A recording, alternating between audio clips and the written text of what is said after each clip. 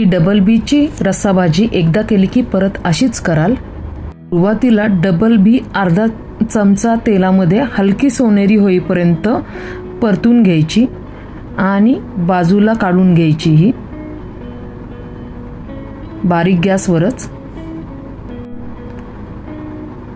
आता त्याच कुकरमध्ये तेल गरम करायचंय आणि जिरी मोहरी टाकायची आणि बारीक कांदा टाकायचा आहे, सोनेरी होईपर्यंत परतायचंय।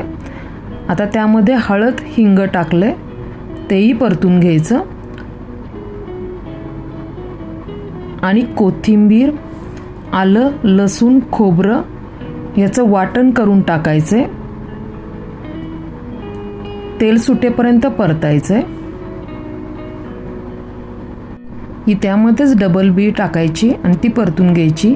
इथं कांदा लसूण मसाला टाकलाय, लाल तिखट टाकले आणि थोडा गरम मसाला टाकलाय आणि ते परतून घ्यायचं। त्यामध्ये चवीनुसार मीठ टाकायचंय, त्यानंतर शेंगदाण्याचा कूट टाकायचा आहे, ते परतून घ्यायचं। गरम पाणी टाकायचे,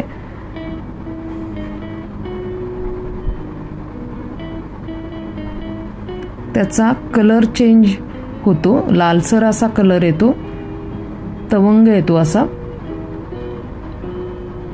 त्यामध्ये गरम पाणी टाकायचंय, कस्तुरी मेथी टाकलेली आहे